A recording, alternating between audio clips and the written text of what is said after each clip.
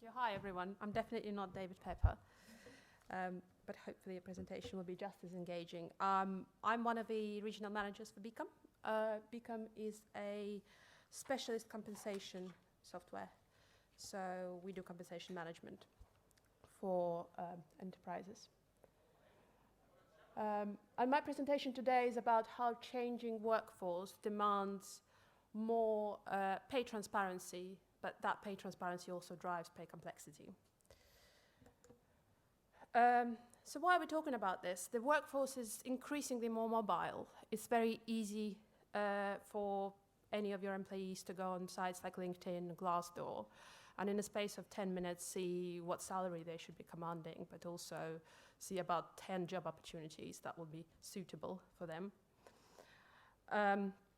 So we believe that thought-through reward structures are more important than ever. And the reason for that is that you are competing with the whole world for talent. Your biggest asset are your employees. Probably in most situations, in most companies, your biggest spend is your employees as well. You want to retain them, you want to attract them. Once you attracted them, you want to keep them for as long as possible if they are performing. Compensation drives performance, or should drive performance, if it's a good thought-through plan. And performance, in turn, drives customer satisfaction, drives the performance of your business as a whole. And obviously, in the background of all of that, there is an ever-growing amount of data around compensation. And data is a funny one because it opens you up to scrutiny. It's supposed to help you if you use it correctly, but sometimes if there's too much data, it can make things a lot more complex and not necessarily in a productive way. That works, sorry. Yeah. Here are some stats around the change in the workforce. The workforce is more sensitive to issues of compensation, more responsive to issues of reward. 60% of workers do not feel they're being compensated fairly. So it's a question of fairness. They don't feel they're being paid the right market rate. There is also another stat that is not on there, which is about 78% of workers believe that their CEO are being overpaid, which is unsurprising, I think. The other thing we see as a change is personalization, increasing personalization, specifically around benefits. There's a lot of that. 58% of Gen Z workers value non-monetary benefits higher than monetary benefits. We now have around 4 or 5 generations in the workplace, and personalization is crucial because if you are designing reward plans, very often your 70-year-old pre-retirement employee will not have this ideal reward scheme that will match somebody who is a very young person, first-time parent, looking to get on a property ladder. And visibility and transparency is another topic. This applies, specific stat here is about the salespeople. 10% of salesperson's time is spent checking commission statements. And it's really the time that they should be spending doing their job. So this is a balance. For us, it's a balance between the pay complexity and pay transparency. Ideally, you probably want both, and by complexity, I probably mean personalization. But what pay complexity really means is that your employees want more flexibility around how I choose my pay mix. There was a topic earlier around removing performance ratings, so there's a continuous performance assessment.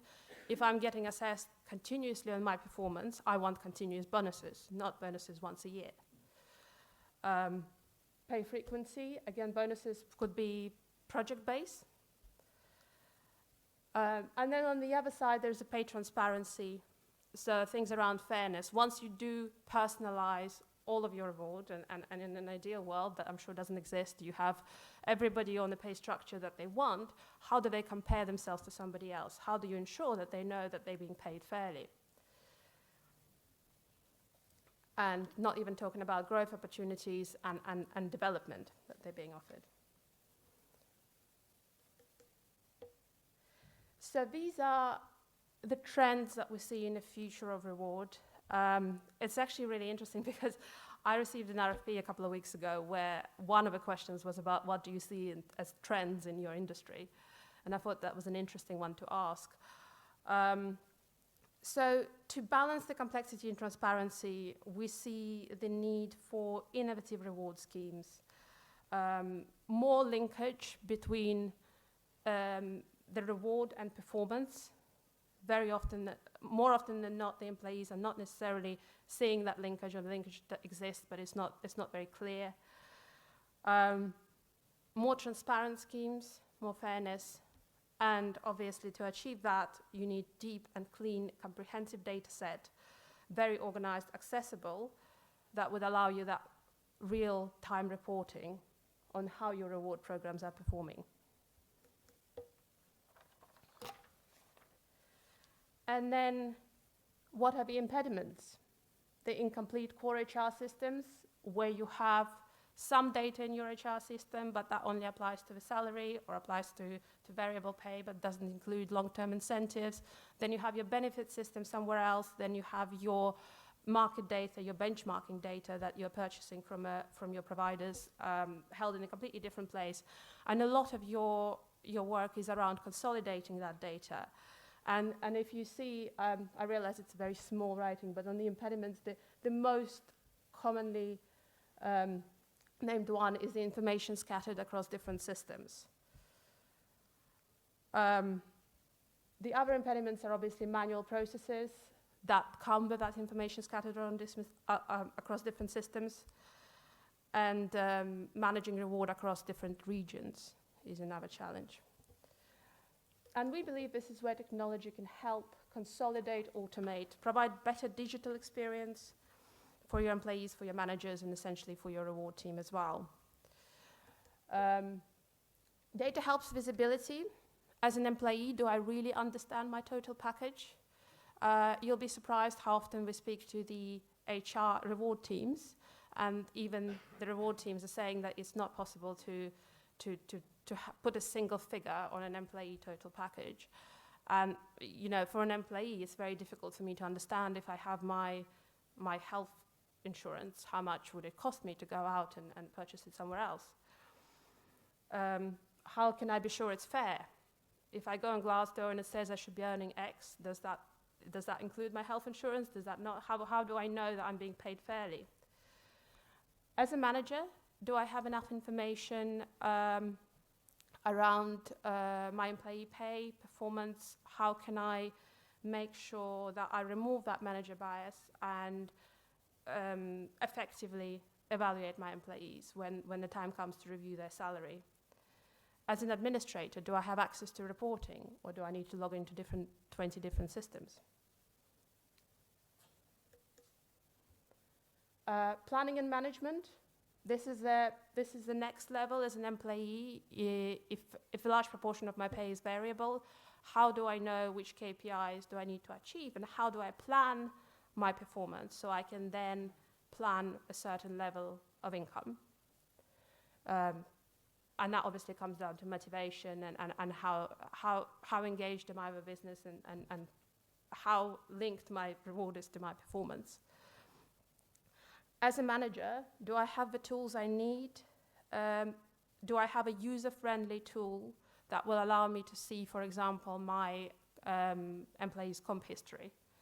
So what is their reward from the time they started to now? What is their performance rating? How that relates to that? Can I see once I've done my pay review?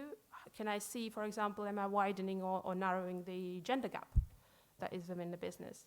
Do I have guidelines? Is it user friendly? Is it on one screen? Is there a way for you as a reward professionals to audit managers' action? As an administrator. And again, that's coming back to having one system and having one version of truth. Once I have one version of truth, can I then use that truth to simulate in various scenarios? So if I change my bonus plan in France, how is that going to affect my budgets? And is that going to be more more fair? Is it going to reduce my gender gap? Is it going to be simpler for me? And how can I simulate and model various scenarios side by side and do that work throughout the year that really ensures that we keeping within the budget? And then there is obviously a lot of data and technology that comes into AI as well, which is a lot of where new development happens in the industry.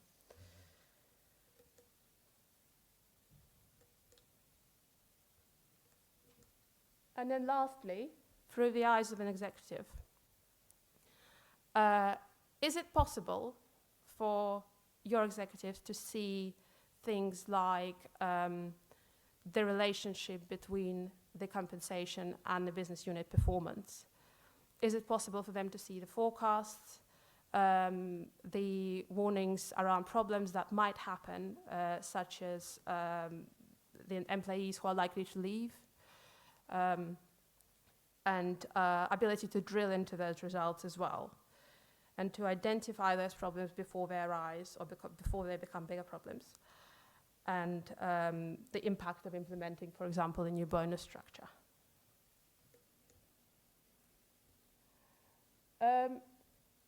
So this is what we see as a reward for the businesses who, as a payoff for the businesses who implement more efficient processes and more efficient technology and solutions in their business. So it leads to benefits way beyond the HR department. So of course it's shorter onboarding cycles. Of course it's better retention, lower turnover, but it's also a higher revenue per employee, improved quota attainment, better company reputation on the market, and better sales planning for the sales team.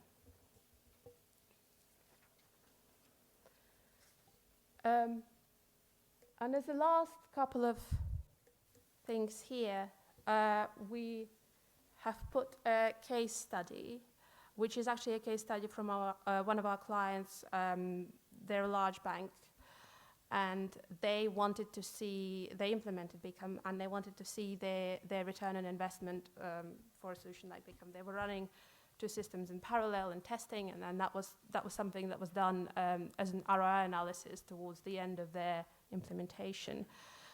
And probably the most striking figure here is of 1 million euros that they saved in rounding errors, which sounds really quite a lot of money, but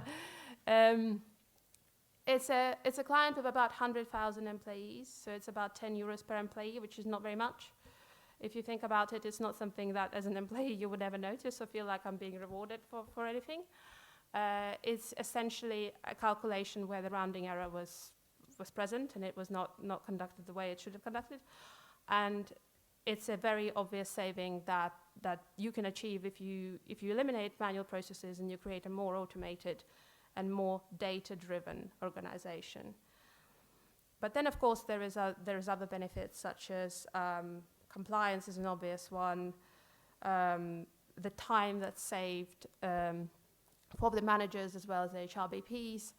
A lot of it comes down to the usability of a system and how easy managers are finding the information they need and how easy they're finding it to work with a process that they have.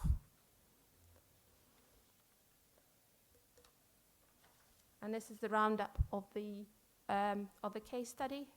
So it actually led to improvement in retention rates and employee engagement and a faster review process for the comp with many hours saved.